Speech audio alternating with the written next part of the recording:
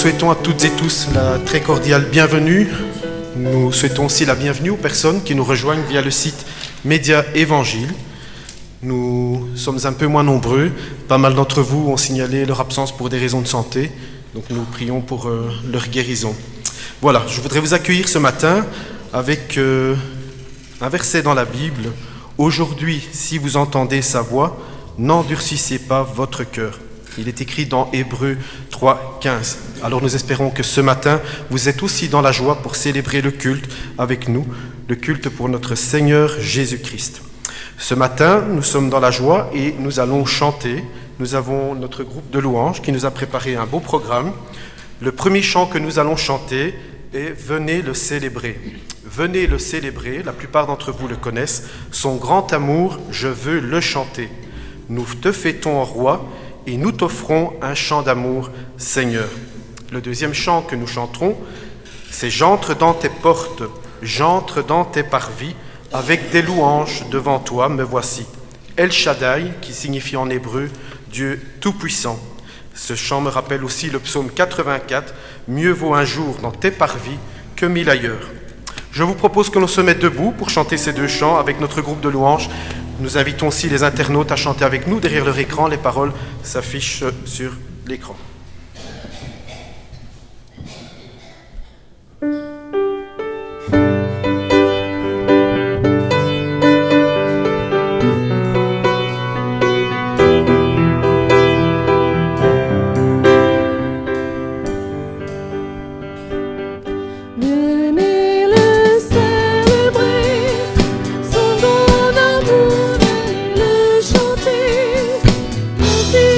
Dieu est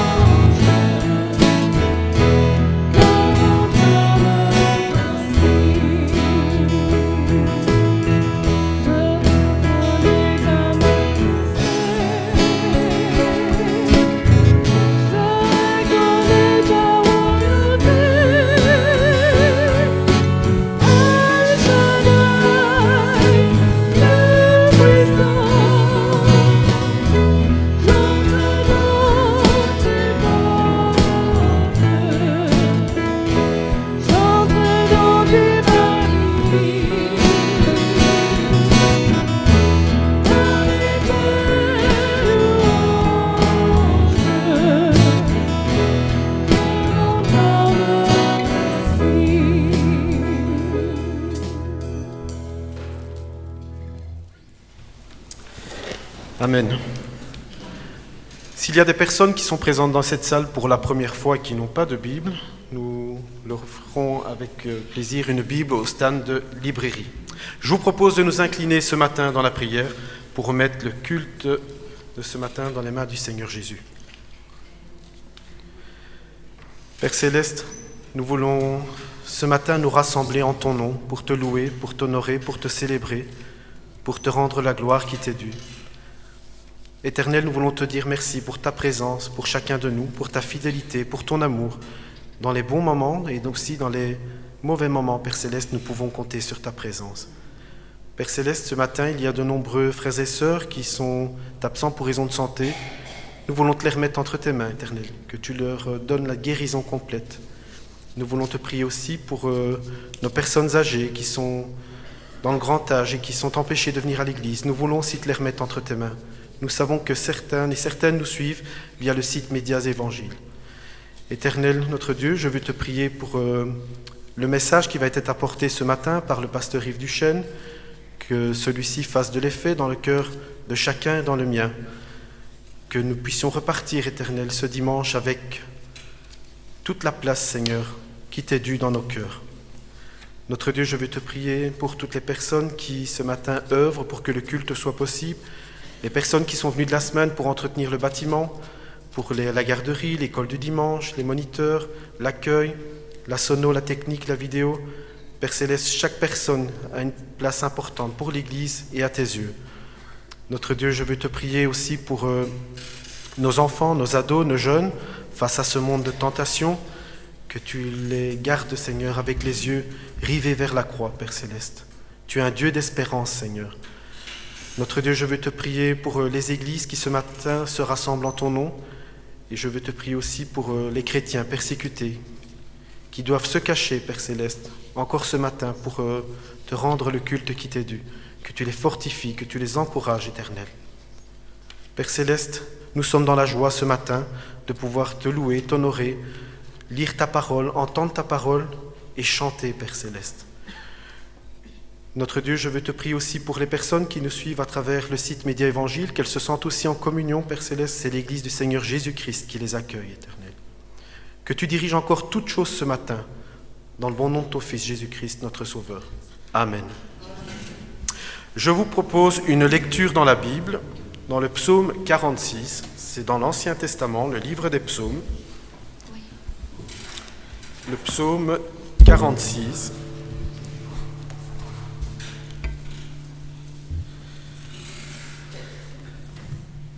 C'est un peu au milieu de la Bible, le psaume 46.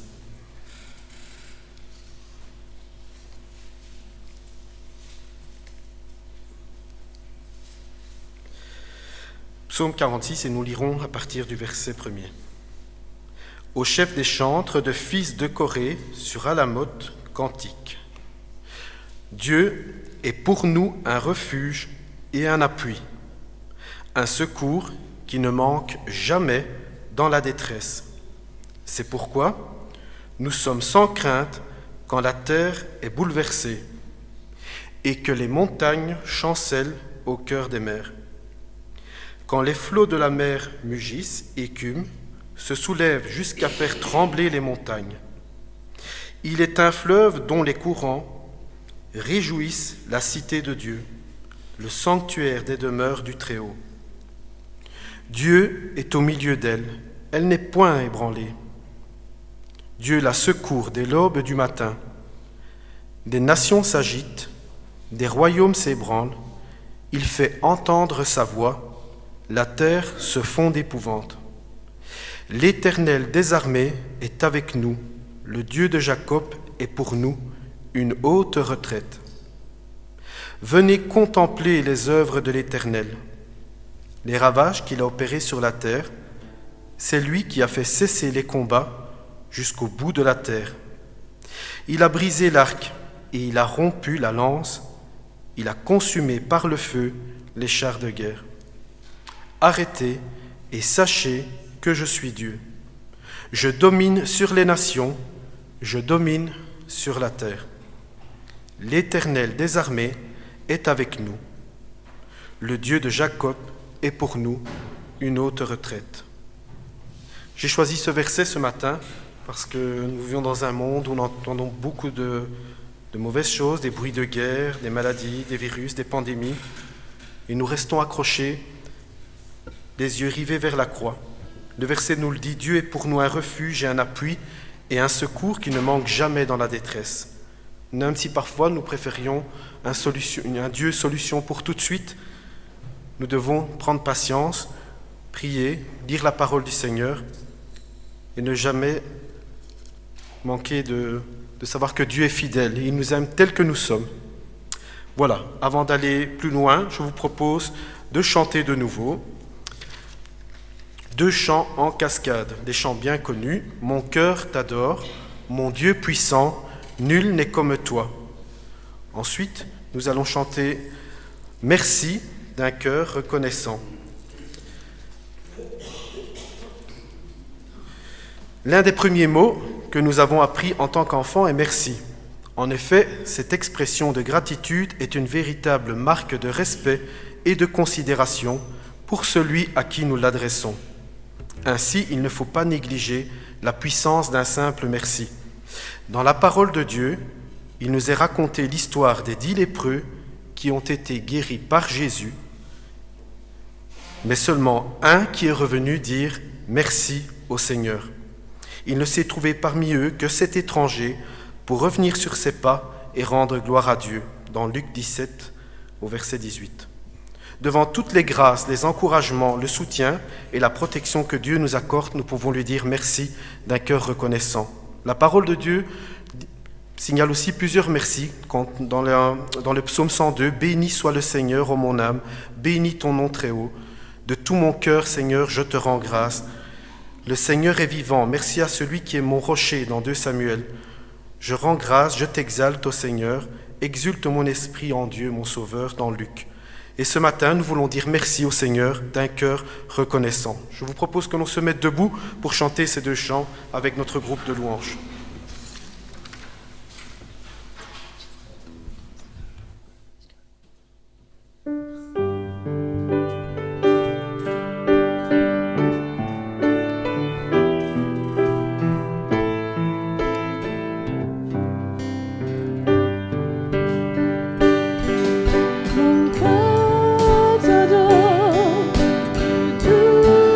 Puissant, nul n'est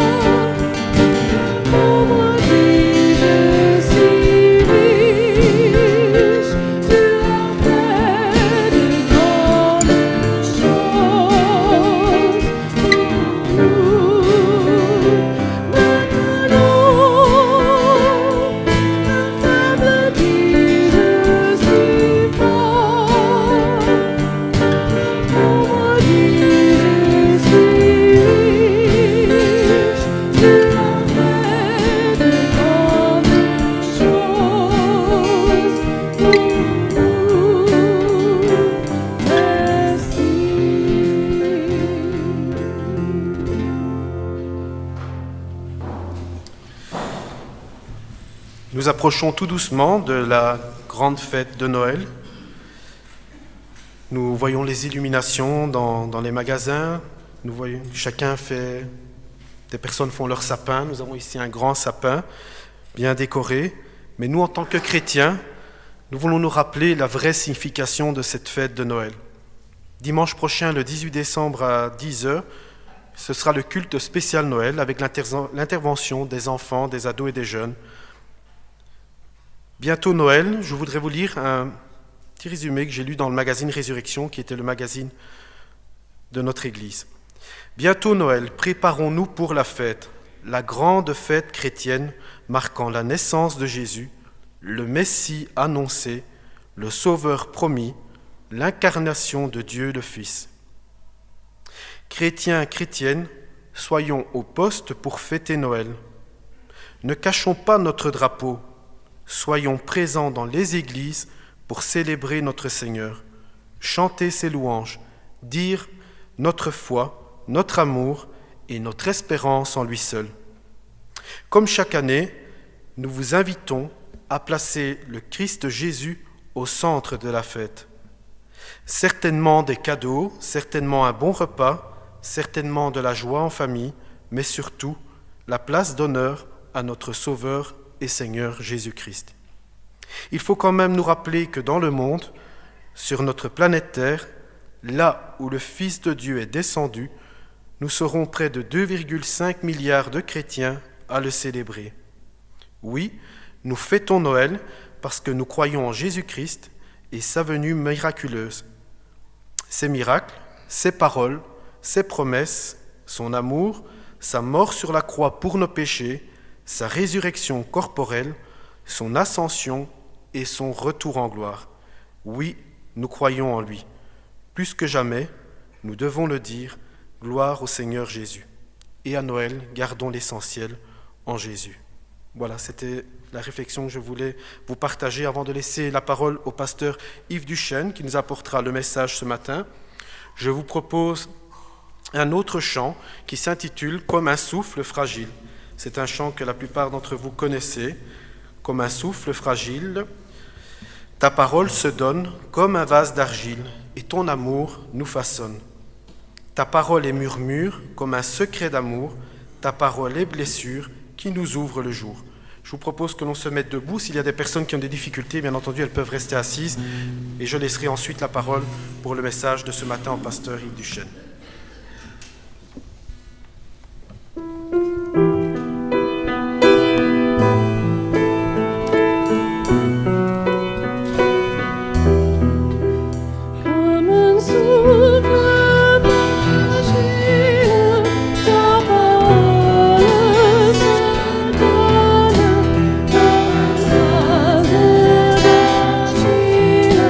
Ton amour nous façonne.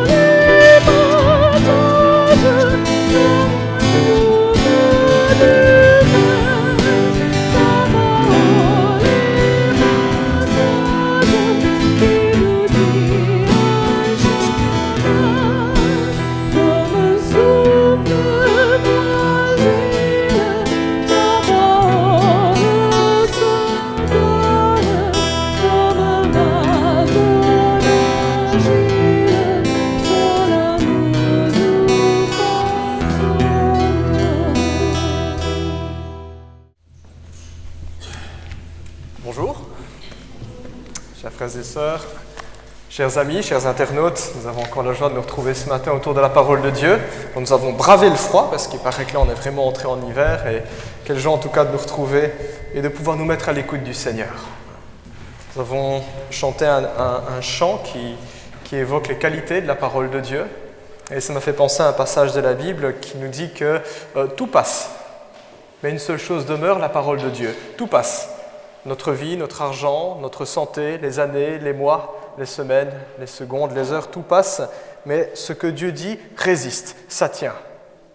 Et il y a cette assurance pour nous les chrétiens.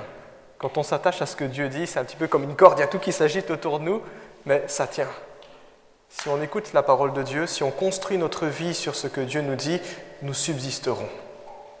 Tout passe sauf la parole de Dieu. Le titre du message ce matin est « Cœur ouvert, porte ouverte ». Nous allons parler de l'accueil et de l'hospitalité.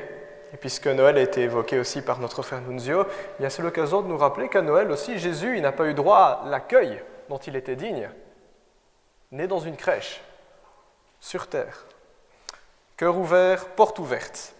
Alors ce matin, nous ouvrirons notre Bible dans la 3e épître de Jean, donc je vous invite déjà à me rejoindre. 3e épître de Jean, et nous lirons toute cette lettre. Donc, 3e épître de Jean. Alors le temps que nous trouvions le texte dans nos Bibles, smartphones ou tablettes, juste peut-être quelques mots sur le contexte. Alors il s'agit d'un des plus petits livres de la Bible. Vous verrez qu'il n'y a que 15 versets, donc c'est facile à lire, ça va assez vite, 15 versets. Et pourtant, malgré la petitesse de cette lettre, l'enseignement qui s'y trouve est vraiment important pour nous, les chrétiens. C'est très pertinent ce que l'on trouve dans cette lettre. Alors comme son nom l'indique, c'est Jean qui en est l'auteur, l'apôtre Jean. C'était le disciple que Jésus aimait. Ça ne veut pas dire qu'il n'aimait pas les autres, mais il y avait une relation particulière entre lui et Jésus. Au moment où il a écrit cette lettre, il était le dernier apôtre encore en vie. Je ne sais pas quel âge il avait, mais on peut supposer qu'il avait au moins 80 ou 90 ans quand il a écrit cette lettre. Jean s'était alors retiré dans l'église d'Éphèse, où il exerçait en tant qu'ancien. C'est la raison pour laquelle dans cette lettre, il se présente comme l'ancien. Ça fait référence à son âge avancé, mais aussi à sa fonction dans l'Église. Il aurait pu se dire « je suis l'apôtre, le dernier apôtre en vie, j'ai autorité », pas comme ça qu'il se présente, l'ancien. Et voici donc ce que Jean écrit. 3e épître de Jean, nous lisons ceci, à partir du verset 1. « De la part de l'ancien, au bien-aimé Gaius, que j'aime dans la vérité. Bien-aimé, je souhaite que tu prospères à tout point de vue et sois en bonne santé à l'image de ton âme. J'ai en effet éprouvé une très grande joie lorsque des frères sont arrivés et ont rendu témoignage de ta sincérité, de la manière dont tu marches dans la vérité. Je n'ai pas de plus grande joie que d'apprendre que mes enfants marchent dans la vérité. Bien-aimé, tu agis avec fidélité dans ce que tu fais pour les frères, notamment pour des frères qui sont des étrangers. Ils ont du reste rendu témoignage à ton amour devant l'Église. Tu feras bien de les aider d'une manière digne de Dieu dans leur voyage, car c'est pour le nom de Jésus-Christ qu'ils sont partis, sans rien recevoir des non-croyants. Nous devons donc accueillir de tels hommes, afin de travailler avec eux pour la vérité. J'ai écrit quelques mots à l'Église, mais Diotrephe, qui aime être le premier parmi eux, ne nous accueille pas. C'est pourquoi, si je viens, je rappellerai les actes qu'il commet en bavardant contre nous de façon malveillante. Non content de cela, il n'accueille pas les frères, et ceux qui voudraient le faire, il les en empêche et les chasse de l'Église. Bien-aimé, n'imite pas le mal, mais le bien. Celui qui fait le bien est de Dieu, celui qui fait le mal n'a pas vu Dieu. Quant à Démétrius, tous lui rendent un bon témoignage, et la vérité elle-même témoigne pour lui. Nous aussi, nous lui rendons témoignage, et tu sais que notre témoignage est vrai. J'aurai encore beaucoup de choses à t'écrire, mais je ne veux pas le faire avec l'encre et la plume. J'espère te voir très bientôt, et nous parlerons de vive voix. Que la grâce soit avec toi. Les amis te saluent. Salut les amis, chacun en particulier. Jusqu'à la lecture. Amen. Je vous invite à prier.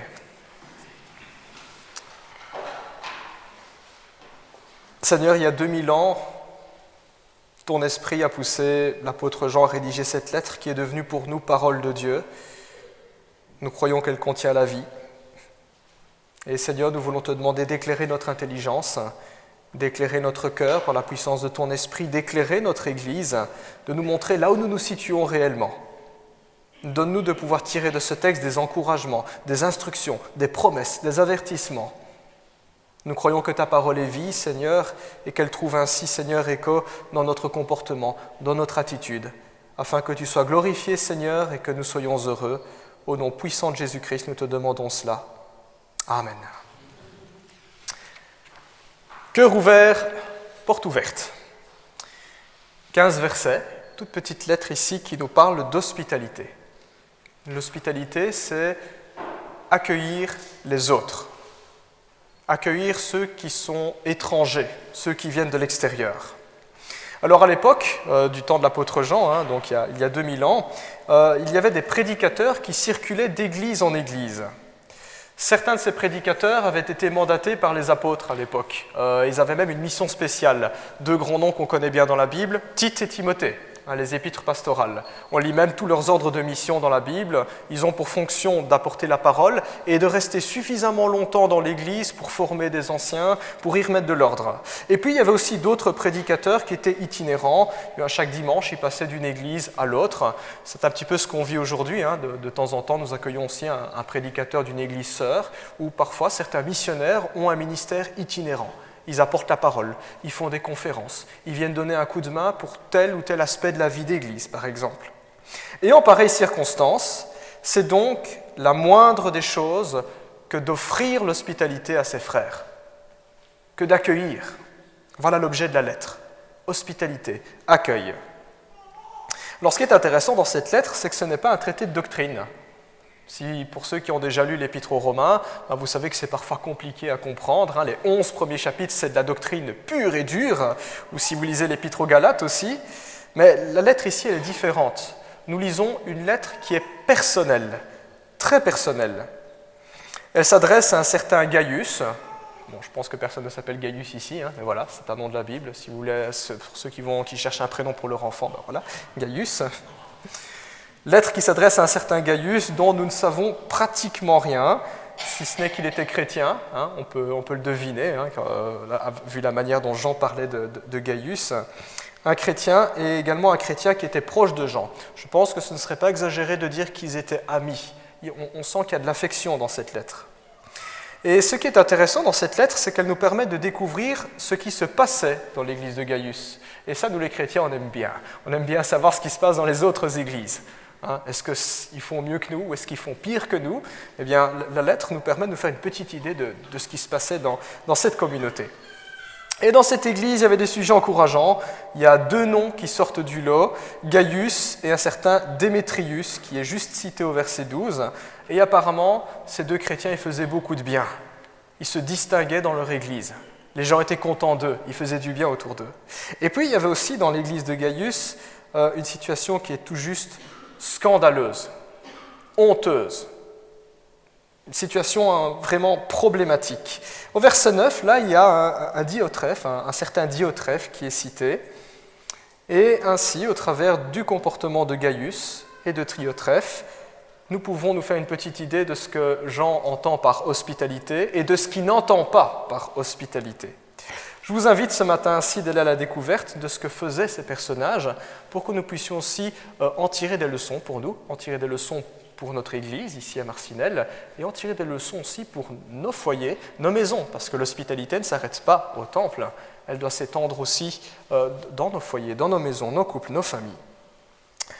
Parlons de Gaius tout d'abord.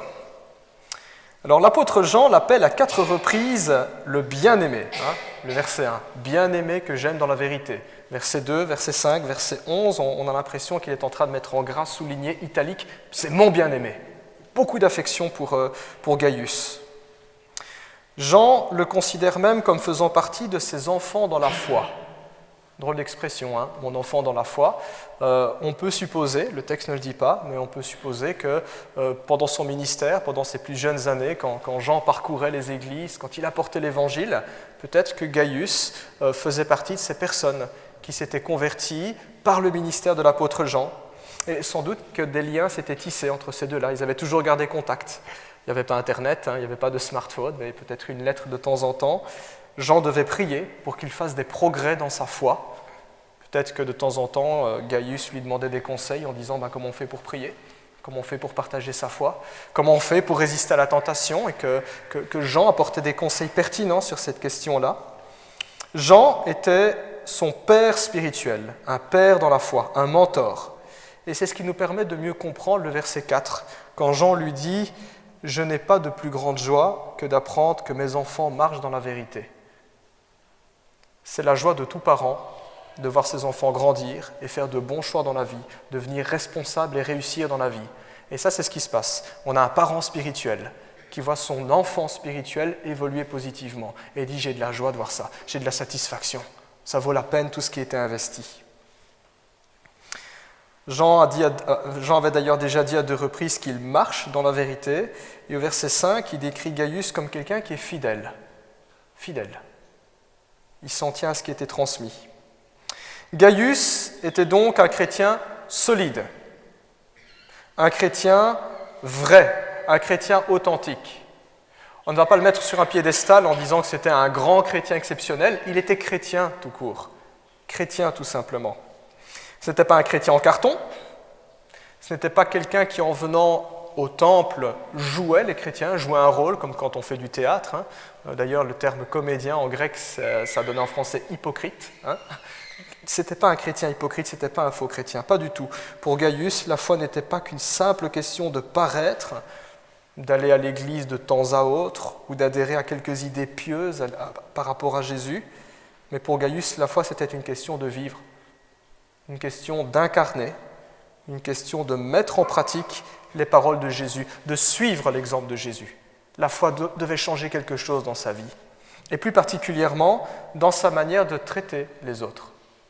La manière dont je traite les autres en dit beaucoup sur ce que je crois, en dit beaucoup sur ce que je vis avec Dieu. C'est dans ce sens que Jean, dans cette lettre, était fier de pouvoir dire à propos de Gaius, voilà un chrétien, voilà un chrétien. Gaius s'était fait une solide réputation dans son Église. Ce n'était pas lui qui cherchait à se mettre en avant, sinon je doute fort que l'apôtre Jean aurait fait ses louanges dans cette lettre, mais c'était plutôt les autres qui disaient du bien de lui, parce que les autres le connaissaient, parce que les autres le côtoyaient, ils pouvaient discuter avec lui, ils le voyaient agir dans l'Église, et peut-être même qu'il bénéficiait de ses services. Quelqu'un qui était apprécié dans son Église, quelqu'un qui était apprécié par ses frères et sœurs en Christ, quelqu'un qui était tout simplement apprécié par son entourage. Gaius n'était pas le genre de personne qui pourrissait la vie des autres. Il rendait la vie des autres plus facile, plus agréable. C'est au point que lorsque les délégués envoyés par Jean dans son Église revinrent, ils firent un rapport élogieux. Jean avait envoyé des personnes dans l'église de Gaius pour donner un petit coup de main, peut-être des prédicateurs, et quand ces personnes sont revenues vers Jean, ils lui ont dit, il y a un Gaius dans l'église, il est vraiment bien. C'est ce qu'on lit au verset 6. Ils ont du reste rendu témoignage à ton amour devant l'église. On peut imaginer la scène, lorsque ces délégués sont arrivés pour la première fois dans l'église, ils n'y avaient jamais mis les pieds, s'il y a une chose qu'ils ont retenue, ils ont dit, le premier qui nous a accueillis, c'est ce Gaius-là. Il nous a accueillis. Alors comprenons bien ici que Gaius ne leur a pas simplement dit bonjour, comment ça va ? Ce qui est déjà bien pour accueillir quelqu'un, j'oserais même dire que c'est le minimum diplomatique, dire bonjour. Mais on comprend que Gaius était assuré que ses frères soient non seulement bien accueillis dans l'Église, mais qu'ils aient tout le nécessaire durant leur séjour et de quoi poursuivre leur route. Gaius avait tout simplement exercé l'hospitalité. Il avait accueilli. Comme Jean le relève au verset 5, « Tu agis avec fidélité dans ce que tu fais pour les frères », sous-entendu pour tout le monde, pour tous ses frères et sœurs en Christ. Et puis Jean poursuit, notamment pour des frères étrangers. Tiens, le regard que Gaius avait sur l'étranger, interpellant. Quel regard nous avons aussi sur l'étranger, sur la personne qui vient pour la première fois dans l'Église, sur quelqu'un que nous ne connaissons pas, qui vient nous visiter. Quel regard nous avons sur lui ? Étonnant de voir que dans la Bible, Dieu il a toujours un regard compatissant, accueillant, hospitalier pour l'étranger. Il suffit de relire la loi de Moïse, il n'y a rien de nouveau. les Israélites devaient faire preuve d'hospitalité, de respect. Dans les lois de Moïse, il y avait des lois pour protéger les étrangers.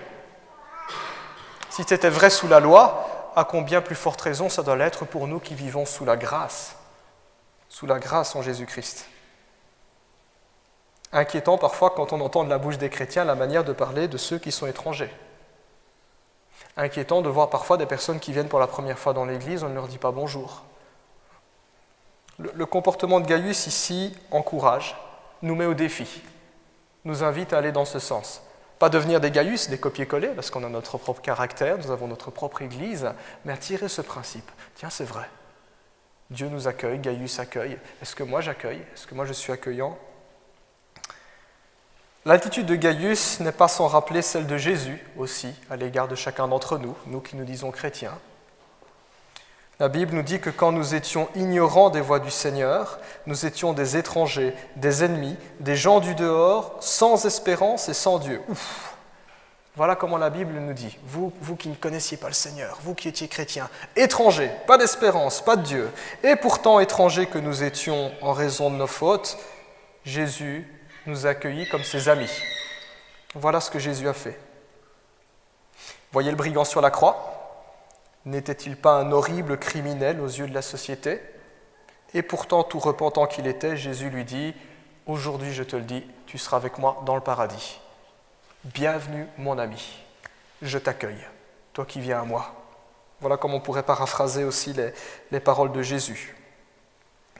Nous, les croyants, nous ne sommes pas meilleurs que ce brigand. Peut-être que nous ne sommes pas des meurtriers, peut-être que nous ne sommes pas des voleurs ou des tricheurs, mais nous sommes tout aussi pécheurs dans notre nature. Nous partageons cette nature, pécheurs, humains simplement. Et pourtant, là-haut, au ciel, nous avons une place. C'est ce que Jésus a dit. Il a dit « Je m'en vais là-haut ». Il nous devance et il dit « Je vais vous préparer une place ». Il nous dit même de ne pas nous inquiéter, il y a plein de demeures dans la maison de son Père. Il nous dit « Il y a plein de places pour vous ».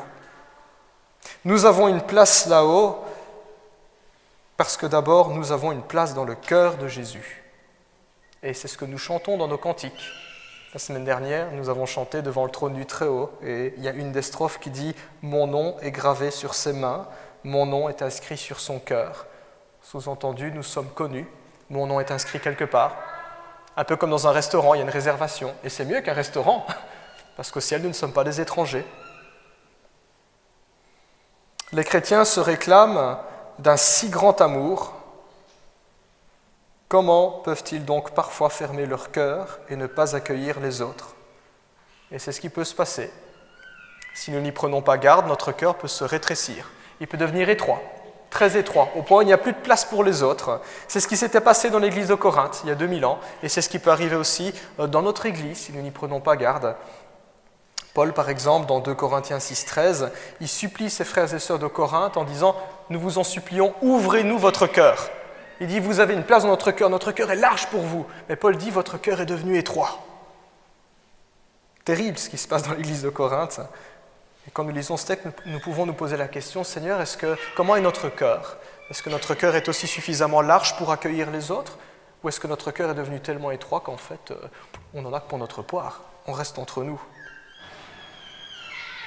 Il n'est donc pas étrange pour nous qui sommes appelés à vivre dans l'amour du Christ, un amour qui est long, un amour qui est large, un amour qui est profond, un amour qui est généreux, d'être hospitalier, d'accueillir. D'ailleurs, quand Jésus dit « Aimez-vous les uns les autres, comme je vous ai aimé, à ceci tous reconnaîtront que vous êtes mes disciples », littéralement, en grec, c'est le terme « agapé », ça a donné « agape ». Il y a vraiment l'idée d'hospitalité qui est là-dedans, dans ce terme. L'amour généreux, l'amour qui donne, l'amour qui jouit de la vie. Dans la Bible, il est question à plusieurs reprises de se saluer par un saint baiser. Bon, ça dépend des cultures. Hein. Je sais que dans la Bible en anglaise, ce n'est pas un saint baiser, c'est une sainte poignée de main. Ça m'a toujours fait rire, mais bon, il y a l'idée qui est là. On fait quelque chose physiquement. C'est plus que de la politesse, c'est reconnaître que l'autre existe, que l'autre est là, c'est lui manifester de l'intérêt, c'est l'accueillir chaleureusement. Et c'est ça aussi l'église de dimanche matin. Si le dimanche matin, il y a du bruit, c'est parce que nous sommes contents de nous retrouver, parce que nous voulons vivre cette réalité de nous saluer par un saint baiser. C'est triste que quand on entre dans une église, il n'y a pas de bruit et tout le monde va vite s'asseoir sur sa place sans se préoccuper des autres. C'est pas ça. L'Écriture nous dit « Saluez-vous par un saint baiser ». Mais l'hospitalité va bien plus loin qu'une simple bise. Si on fait la bise, c'est bien, c'est une bonne chose. Mais j'oserais dire que c'est la première étape de l'hospitalité, ça ne doit pas s'arrêter là. Dans le livre des Actes, nous apprenons que les premiers chrétiens, nos premiers frères et sœurs, ceux qui nous ont précédés, eh bien après le culte, ils s'invitaient les uns les autres pour rompre le pain dans les maisons, nous dit Acte 2. C'est quoi rompre le pain dans les maisons ? Eh bien, ils faisaient une agape. Ça ne veut pas dire que, parce que c'était une église de 3000 membres, ça ne veut pas dire que quelqu'un disait « j'invite toute l'église chez moi ». Mais on pouvait inviter tel frère, telle sœur pour passer un bon moment, un moment convivial simplement. Et c'est ça aussi la communion fraternelle. Je préfère un autre terme que la communion fraternelle, parce que c'est un terme on s'est tellement habitué à ce terme que parfois c'est devenu banal. La communion fraternelle, c'est de l'amitié. C'est de l'amitié, tout simplement.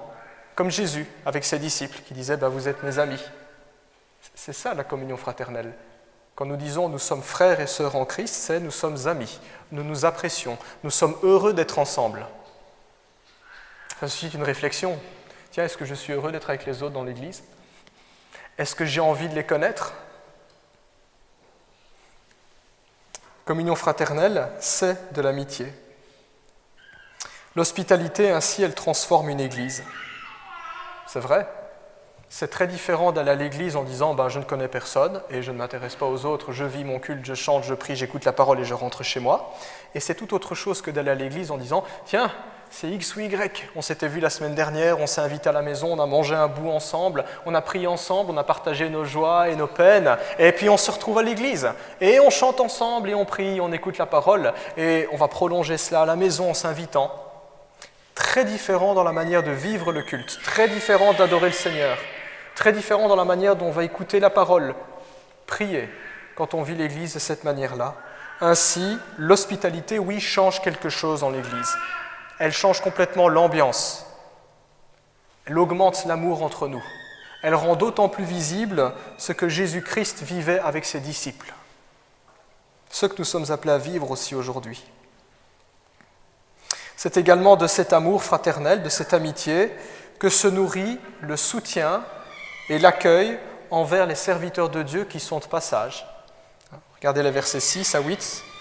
La Bible dit ceci, « Tu feras bien de les aider d'une manière digne de Dieu dans leur voyage. » On parle ici de missionnaires qui sont en train de circuler. « Car c'est pour le nom de Jésus-Christ qu'ils sont partis sans rien recevoir des non-croyants. Nous devons donc accueillir de tels hommes afin de travailler avec eux pour la vérité. » L'accueil que nous faisons aux missionnaires, aux serviteurs de Dieu en général, le soutien que nous leur portons découle d'abord de l'amour. Nous ne le faisons pas parce qu'on le doit et parce qu'on n'a pas le choix, comme quelque chose de mécanique, de froid, à contre-cœur, j'oserais dire parfois, mais parce que nous le voulons, parce que nous aimons. C'est la plus haute des motivations. C'est ce qui fait que nos actes en tant que chrétiens sont nobles, s'il y a de l'amour. Ainsi, une église missionnaire, une église qui évangélise vraiment, une église qui prend ses responsabilités, n'est pas d'abord une église dans laquelle il y a des bons prédicateurs ou une église qui a beaucoup de moyens pour soutenir la mission. Si à ces choses-là, c'est très bien, mais une église missionnaire, ça commence d'abord par la capacité à aimer les autres. C'est la toute première étape. C'est parce que j'aime que je vais évangéliser, parce que j'aime que je vais prendre part à la mission. L'hospitalité et le soutien véritable des serviteurs de Dieu découlent d'abord d'un amour authentique et d'un amour sincère. Et c'est précisément dans cette optique-là que la Bible dit « mais il y a beaucoup plus de joie à donner qu'à recevoir ». Parce que si on aime, on est content d'accueillir, on est content d'exercer l'hospitalité, on est content d'aider. Mais si on n'aime pas, c'est un devoir, c'est une tare, c'est lourd et c'est pesant. Et si on le fait dans cet état-là, c'est de l'hypocrisie. L'hospitalité est si importante que la Bible souligne que certains ont, sans le savoir, hébergé des anges chez eux. Hébreux, chapitre 13, verset 2. Alors la Bible ne dit pas « attention, les églises seront inspectées et visitées par des anges ». La Bible ne le dit pas, mais elle évoque cette possibilité. Elle évoque cette possibilité que oui, Dieu peut envoyer des anges, prenant forme humaine. Et c'est dans cette optique-là qu'Hébreux 13, 2 nous dit, eh bien, n'oubliez pas d'exercer l'hospitalité. Il y a des croyants qui, sans le savoir, eh bien, ils ont même accueilli des anges chez eux. Et si cela devait advenir pour nous à Marcinelle, imaginez, un jour on reçoit une visite d'ange, qu'est-ce qu'ils auraient à dire à Dieu en retournant au paradis? Qu'est-ce qu'ils diraient à Dieu?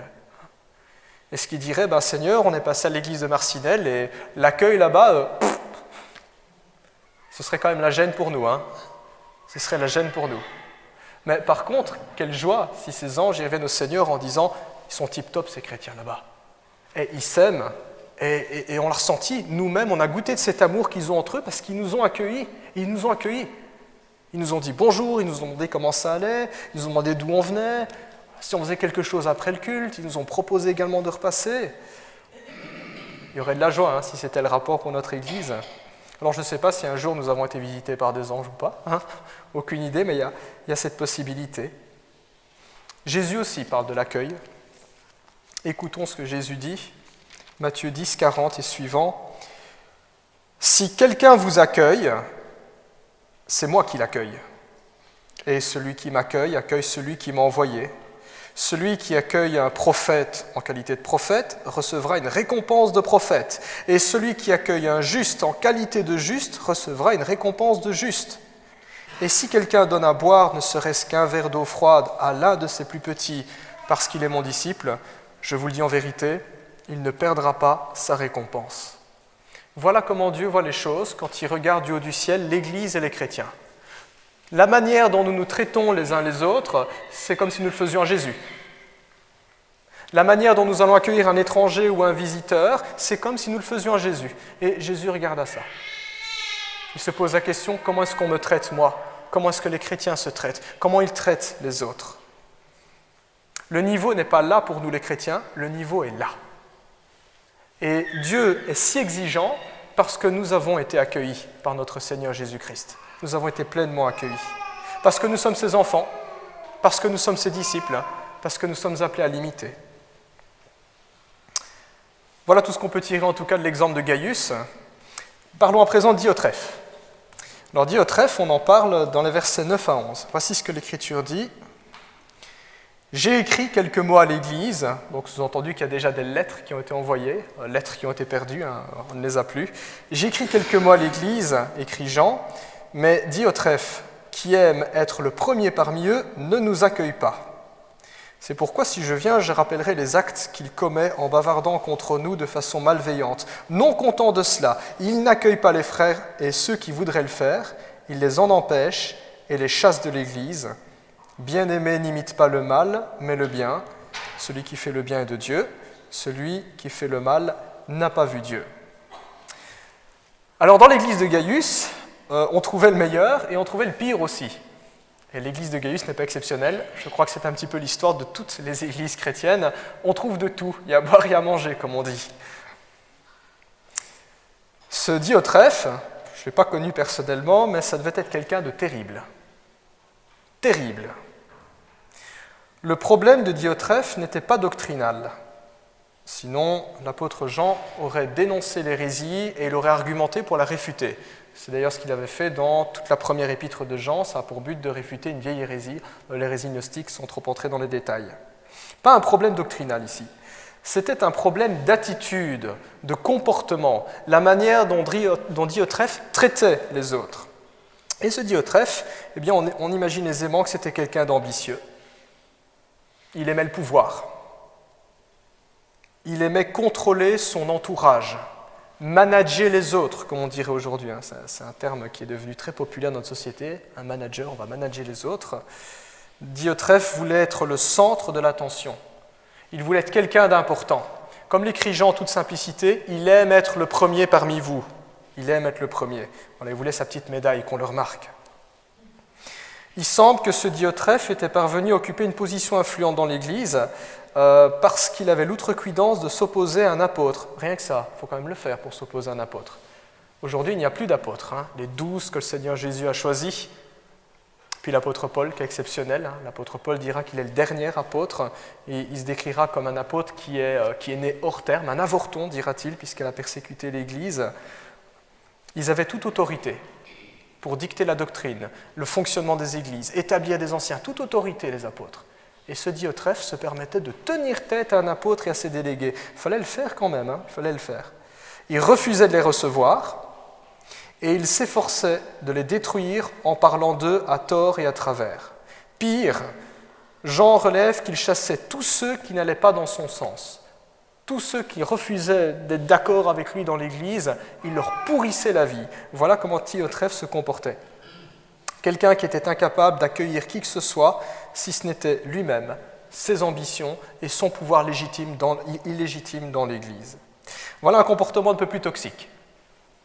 Je ne suis pas psychologue, mais on pourrait parler de quelqu'un qui est au minimum narcissique.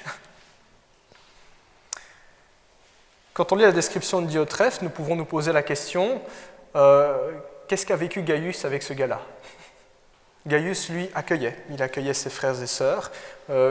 Gaius accueillait les délégués qui étaient envoyés par l'apôtre Jean.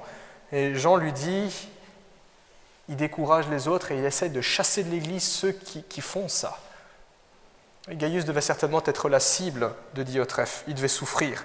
Il devait vivre un enfer dans son Église. Il faisait le bien et il souffrait pour faire le bien. Voilà ce qui se passait dans la communauté.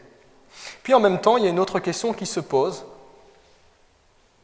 Comment un tel individu a-t-il pu occuper une position si influente dans l'Église ? Je me suis posé la question en préparant le message. Mais comment ce Diotrephe a fait ? Comment il s'y est pris ? Eh bien, la Bible ne le dit pas. La Bible ne le dit pas. Mais très certainement parce que les chrétiens de cette Église l'avaient laissé faire. Très certainement parce que ce Diotrephe, tout ambitieux qu'il était, avait su tirer avantage des différentes situations de l'Église pour se mettre en position d'influence. Se présenter comme quelqu'un, comme la personne providentielle, pour avoir tel poste dans l'Église, telle responsabilité. Des jeux politiques. C'est une réalité au travail. Peut-être que certains d'entre vous avaient un collègue comme ça, en disant « oui, il s'approprie toujours tout le mérite du travail que les autres font, toujours à poignarder les collègues, jamais de sa faute quand il y a un problème, toujours à militer pour avoir une promotion, et il y arrive. » Réalité au travail, réalité malheureusement qui peut se produire dans l'Église aussi. L'ambition démesurée, l'orgueil, l'arrogance, l'outrecuidance, l'hypocrisie, la manipulation, le mensonge, la méchanceté, en un mot, la malveillance. En termes d'hospitalité, l'Église peut être ainsi le théâtre de ce qu'il y a de meilleur, Gaius, et de ce qu'il y a de pire, Diotrephe. Le meilleur parce que dans l'Église, Jésus est à l'œuvre. Il nous accueille, il construit, il guérit, il console, il restaure, il délivre. Le pire parce que le malin est également à l'œuvre, il fait tout l'inverse. Il détruit, il tue, il sape, il discrédite, il trompe, il séduit. Gaius et Diotrephe étaient des personnages dont le comportement était radicalement opposé. Gaius aimait. Il aimait Jésus et il aimait ses frères dans la foi. Diotrephe, lui, il aimait aussi, mais il s'aimait lui-même. Gaius était sensible aux besoins des autres. Diotrephe n'avait Dieu que pour ses ambitions. Gaius servait les autres. Diotrephe s'en servait.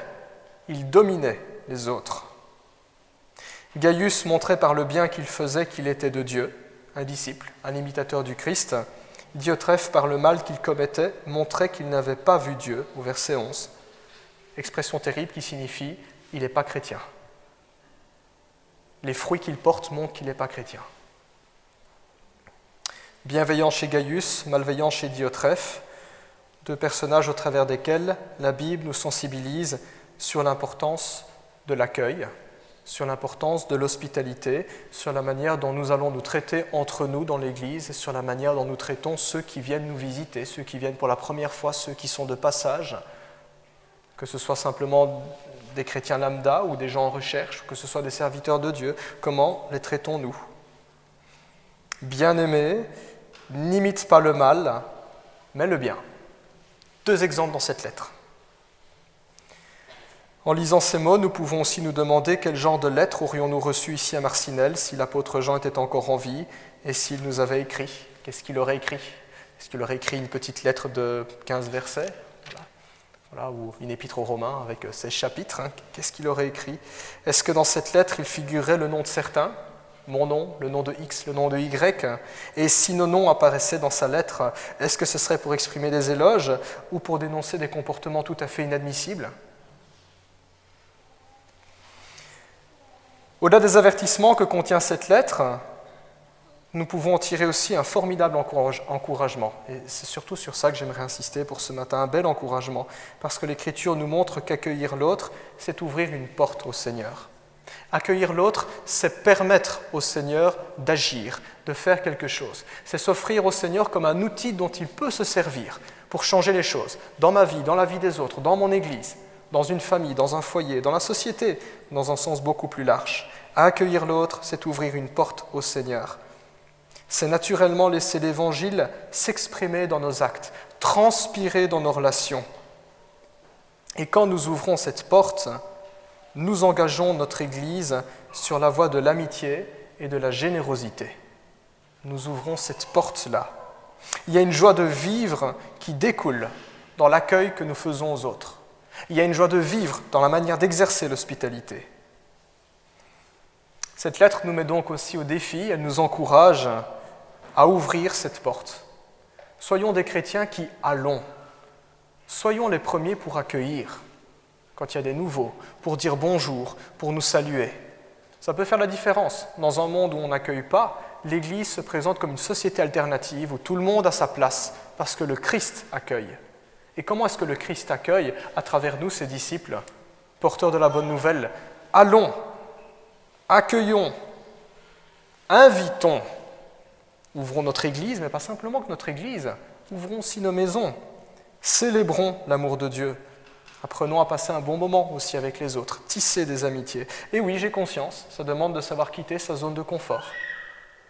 Ça demande de se dire, ok, il faut que j'apprenne à oser dire bonjour, prendre des nouvelles, prier, que je puisse me dire, c'est vrai, dans l'église, il y a X ou Y qui est là et on ne s'est jamais dit bonjour, on n'a jamais discuté depuis des années. Pourquoi pas? Allez, osez inviter. Nous sommes au mois de décembre d'ailleurs, on parle de fêtes de fin d'année, Noël, Nouvel An. C'est une période où en général qu'on vit en famille ou entre amis, on célèbre. C'est un moment très chaleureux, un moment d'hospitalité, les fêtes de fin d'année. Et nous n'en avons peut-être pas forcément conscience, mais c'est aussi un moment de grande solitude et de grande souffrance pour certains qui n'ont plus de famille, pour certains qui n'ont pas d'amis. Exercer l'hospitalité, accueillir, c'est aussi, pour autant que nous en ayons la possibilité, inviter. Proposer à ces gens-là de se dire, viens faire Noël avec moi, viens faire le Nouvel An avec moi. Et si c'est ce que nous s'agissons de faire, alors nous allons vraiment pouvoir expérimenter ce que dit l'Écriture. Là, il y a plus de joie à donner qu'à recevoir.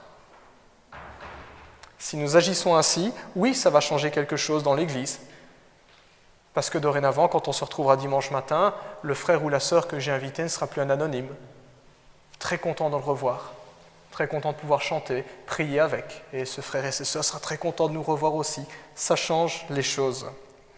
Que le Seigneur nous donne ainsi de mettre en pratique sa parole, qui nous donne de tirer les bonnes leçons de la vie de Gaius et de la vie de Diotrephe. Amen. Je vous invite à prier.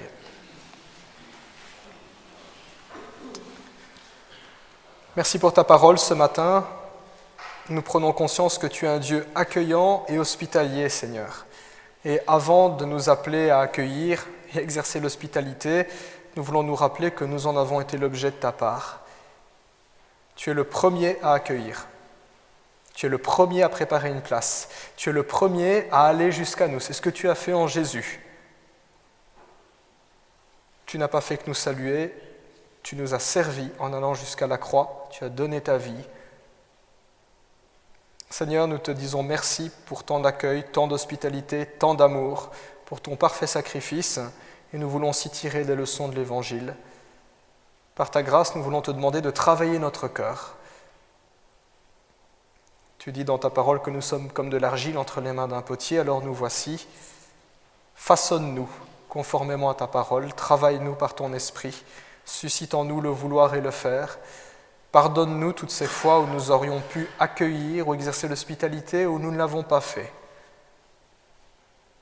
Seigneur, fais couler davantage de ton amour dans notre cœur, dans notre Église, dans nos familles, nos couples et nos foyers, afin que ce texte devienne une réalité. Nous te remercions parce qu'il y a cette promesse, cette joie, ce bonheur de vivre, cette douceur de l'amitié qui est là, dans l'hospitalité et dans l'accueil. Nous voulons nous approprier ces promesses, par la foi, Seigneur, et par l'obéissance. Conduis-nous dans cette direction, afin que tu sois glorifié Au nom de Jésus. Amen.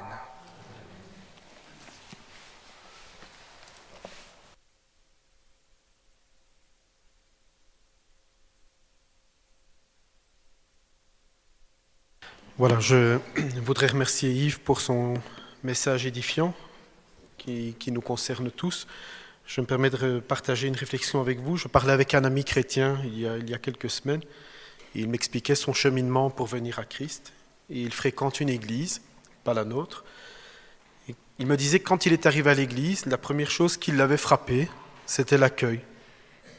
Il m'a dit, j'avais le sentiment d'avoir toujours fréquenté cette église, tant les personnes l'ont bien accueilli, allaient vers lui, le saluaient. Et donc c'est important aussi quand une nouvelle personne arrive dans l'église, c'est pas évident, on ne connaît personne. Allons, chers frères et sœurs, tout ce que je dis ici, je me l'applique aussi à moi-même. Allons les uns vers les autres, faisons connaissance, prenons des nouvelles.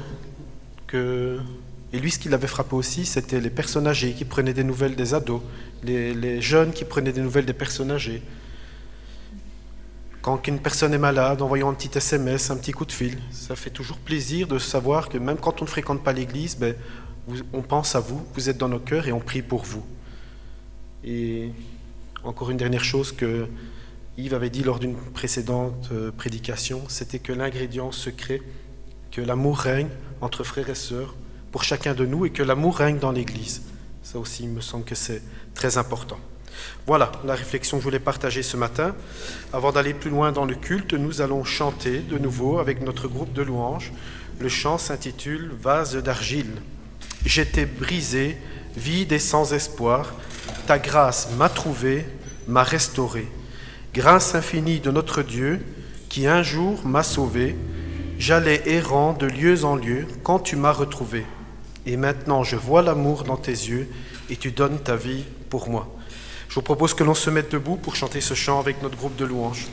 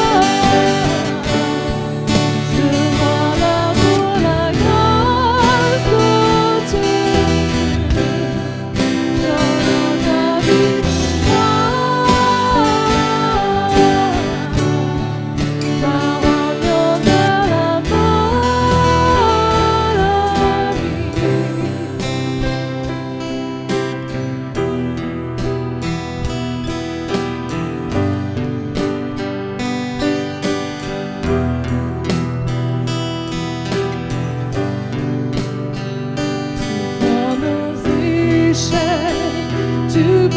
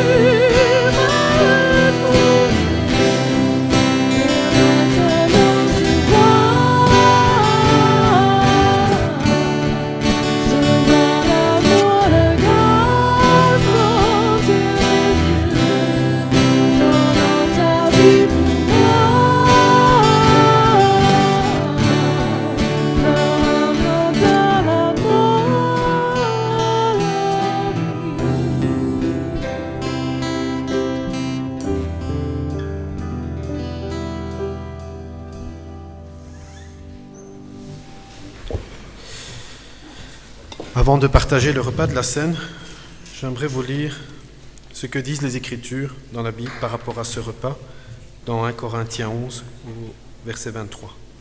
« Car j'ai reçu du Seigneur, c'est l'apôtre Paul qui parle, ce que je vous ai enseigné, c'est que le Seigneur Jésus, dans la nuit où il fut livré, prit du pain, et après avoir rendu grâce, le rompit et dit, « Ceci est mon corps qui est rompu pour vous, faites ceci en mémoire de moi. » De même, après avoir soupé, il prit la coupe et dit, « Cette coupe est la nouvelle alliance en mon sang. Faites ceci en mémoire de moi toutes les fois que vous en boirez. Car toutes les fois que vous mangez ce pain et que vous buvez de cette coupe, vous annoncez la mort du Seigneur jusqu'à ce qu'il vienne. C'est pourquoi celui qui mangera le pain ou boira la coupe du Seigneur indignement sera coupable envers le corps et le sang du Seigneur. Que chacun donc s'éprouve soi-même, et qu'ainsi il mange du pain et boive de la coupe. » Je vous propose, avant de partager le repas de la scène, que chacun se place face au Seigneur, chacun dans son cœur. Je vous propose quelques moments de communion avec notre Seigneur Jésus.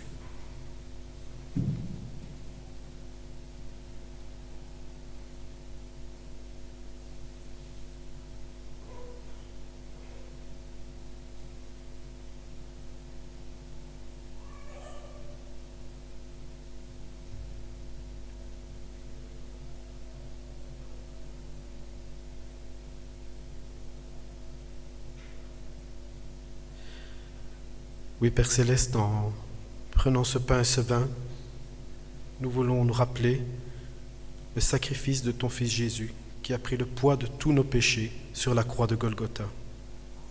Merci, Père, car tu as manifesté ton amour pour chacun de nous en nous offrant ton Fils Jésus en sacrifice. Nous voulons te dire merci, Père Céleste, pour la croix, merci pour le tombeau, merci pour la résurrection. Merci, Père, car notre Seigneur Jésus est vivant. Et nous attendons son retour. Et par son amour, par ton amour envers nous, tu nous sauves d'une mort certaine. Dans le nom de Jésus. Amen. J'invite à ce repas toutes les personnes qui sont nées de nouveau, qui sont passées par les eaux du baptême, qui ont rendu publiquement témoignage de leur foi. Nous les invitons à participer à ce repas. Nous invitons également toutes les personnes qui viennent d'une autre église, qui sont aussi en ordre dans leur église. Nous les invitons aussi à partager ce repas, c'est le repas du Seigneur Jésus-Christ. Pour toutes les personnes qui n'ont jamais pris ce repas ni ici ni ailleurs, nous les invitons à prendre contact avec le pasteur ou avec un ancien. Nous prenons contact de la semaine, nous discutons. Il y a un cours de préparation de baptême, il y a des personnes qui veulent prendre part à ce repas. Ils sont en train de suivre avec le pasteur un cours de préparation de baptême afin de veiller conformément aux Écritures et au bon ordre dans l'Église. J'invite tous les frères et sœurs qui participent à ce repas à bien vouloir se lever en signe de participation. Je vais aussi appeler les personnes préposées au service. Je vais appeler aussi Daniel, André, Sacha, Léo, si tu veux bien nous rejoindre également.